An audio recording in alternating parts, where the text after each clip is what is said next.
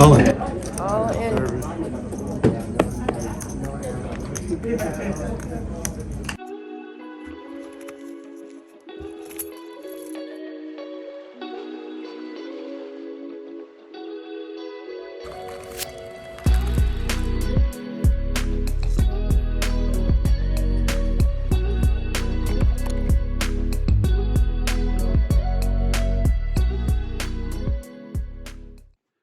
Hey guys, welcome back to the vlog.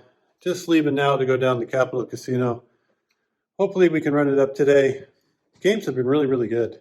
And I've been playing okay. Just hope to put a few good hands and a little bit of run get together. I just spotted Zeus. He's down here sleeping. There he is. Be very, very quiet. You don't want to wake him up. Anyway, we're going to get in the car, head on down there. Yeah, I'll let you know how it turns out. But for you, all you have to do is sit back, relax, enjoy, because here it comes. All right, we made it to Capital Casino, jump in the 1-3 game, buy in for $500, and here we go. Just get my camera set up, just in time to catch this very first hand of 2 aces from the hijack. Put in a raise to 15, get called by the player on the button. Everybody else folds out. So we're going to go heads up to this flop. Flop comes out 8-10 deuce with 2 clubs. Pretty good flop for an overpair. Should get some action from someone with maybe a 10 or an 8 or possible draw. I lead for 20 and he puts in the call. We head off for the turn with 77 in the pot. Turn card is a 6 of spades. It does connect with the straight draw of 7-9. It also puts up a second flush draw.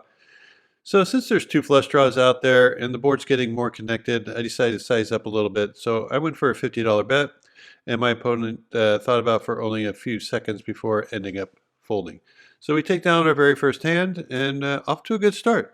A few hands later, we'd look at 2 queens from the small blind. There are a couple limpers. I decided to isolate one of them by raising to 20, and we end up going heads up to the flop with $48 in the pot.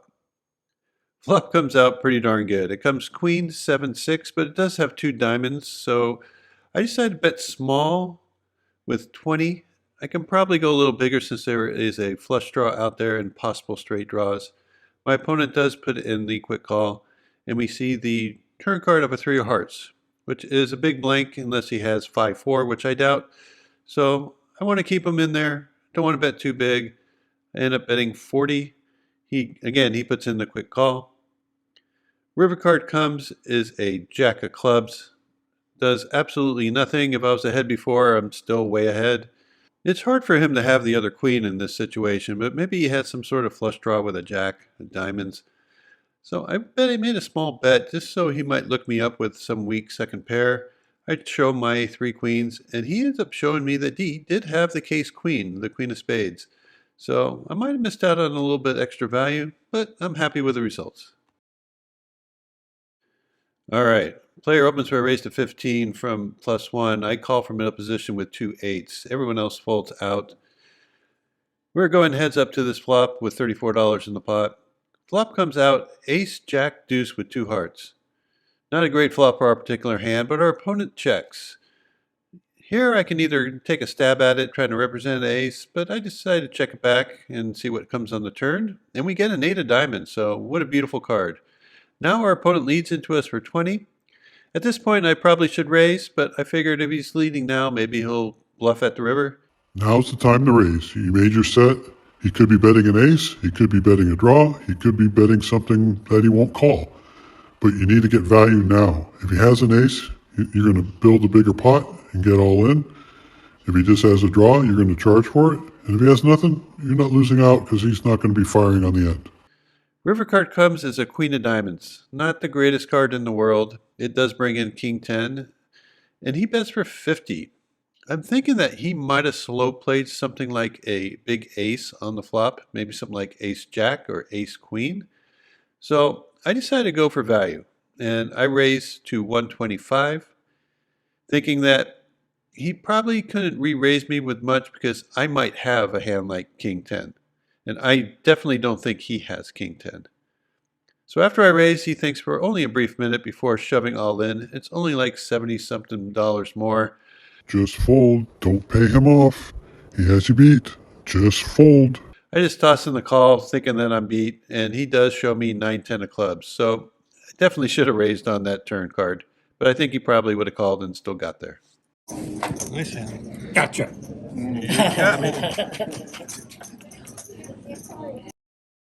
Okay, I was a little steamed from the last hand, not because I lost the pot, it's just because I played it so poorly. I should have definitely raised on that turn card. So I opened with 7-5 of clubs. Not the wisest choice, of course. Player next to me ends up putting in a raise to 45, and there is a one caller, and it comes back around to the player in the small blind. Now, I haven't played with this player before, but he seems like he's more of a straightforward type player, and he takes a long time thinking about what to do with his hand. I don't think he's debating about whether to call or not. I think he's debating about whether to raise or not. And I'm kind of hoping that he does raise because it'll give me a chance to fold. But instead, he puts in the call, which is going to give me excellent pot odds to continue with this 5-7 of clubs. I'm getting 5-1 on my $30 call, and we're going to head off to a flop with 153 in. Most of the other stacks aren't very deep. The deepest stack is that of the player in the small blind with $240. The flop comes out ace, 6, deuce with 2 clubs. So we flop a flush draw and some backdoor straight draws. Then we check, and our opponent puts in $67 as his last remaining chips. The next player thinks for just a smidge and puts in his remaining chips of $62. So we got 2 players all in. And now it comes back around to the person in the small blind. Again, he thinks for quite some time, and when he does, I'm definitely concerned he's going to shove, because I would rather call only $67 to draw to this hand, but he's going to put the pressure on me, and he does end up jamming. So naturally, I need to get a count.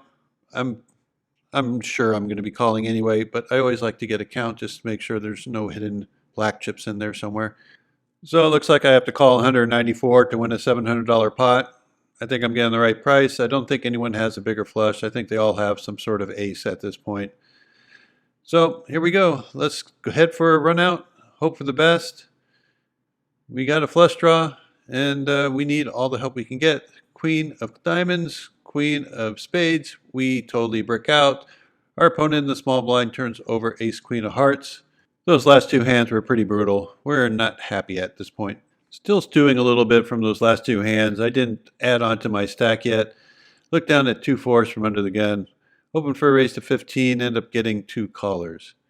So going 3 ways to this flop with $49 in the pot. Flop comes out, a good flop. Jack 9-4 rainbow. So hopefully someone has a jack at this point. I bet out 20. First person folds. Person in the cutoff puts in a raise to 75. Now, I played a lot of poker with this person, and I'm sure that he has a strong hand at this point. So I'm thinking he either has something like maybe a set of nines, jack nine, or more likely a hand like ace jack that needs maybe a little protection. So I figure the best way to get the pot bigger is just to shove all in, because I don't think he's going to be folding. So I shove for my remaining stack, which was like $171 more. He quickly calls. The run-up comes with an ace and a 5. I show him the set, and he later told me that he had ace jack.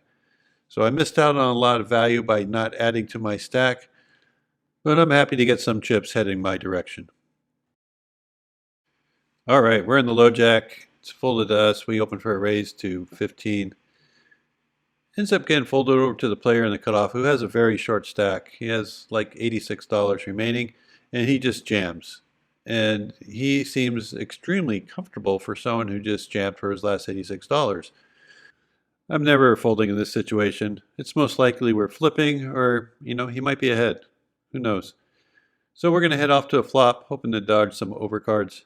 Flop comes ace, queen, 7. Not great. Turn is a 5, 2 flush draws out there. Queen of spades comes on the river. He says he has 2 pair. I expected him to roll over an ace, but he rolls over pocket deuces. I'm not sure what I had for breakfast, but I'm going to order it again, whatever it is, because I'm picking up pairs galore. Here I am in the small blind.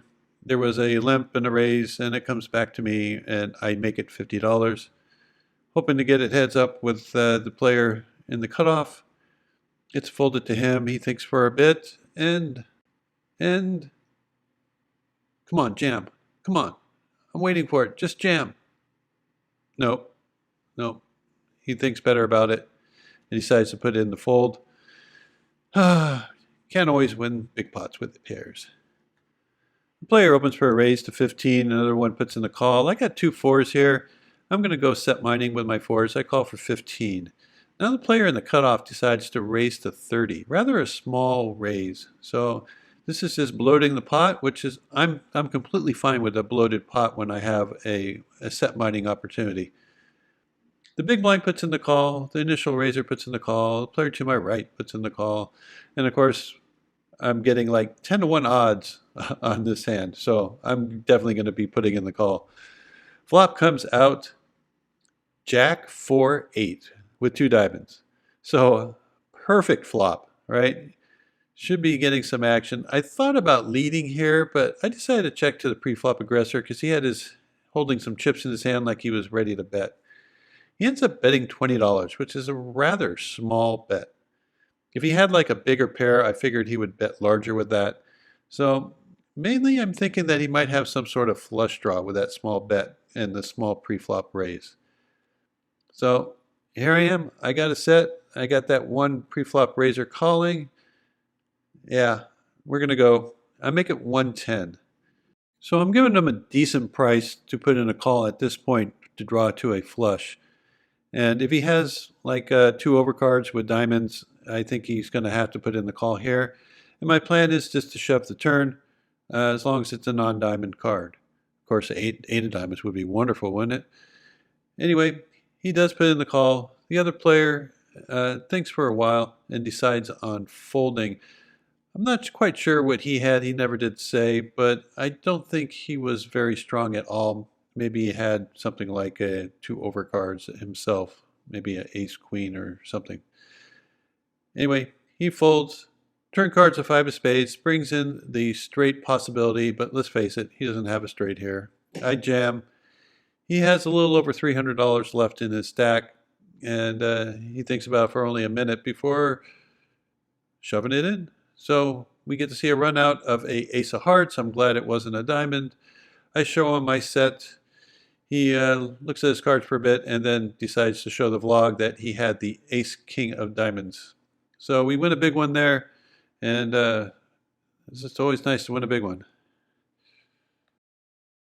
And for our final hand of the day, you guessed it, we got a pair of queens in middle position, open for a raise to 15. We only get called by the player in the cutoff. And during this session, I raised a few hands, got called, and had to give up on them. And every time I did, this person ended up taking the lead and betting. And they have been caught twice now bluffing in that same fashion. So when the flop comes jack high with 2 hearts, I decided to give them a little rope to hang themselves. So I checked. They lead for $25, which I expect to do with all their jacks, all their flush draws, and all their bluffs. I decided just to flat, let them continue with all those hands. If they're bluffing, I want them to continue to bluff. If they have a jack, I want them to continue to value own themselves. Turn card is a deuce of spades, very safe card. I check it over to them. They continue this time for $50. I'm just loving it.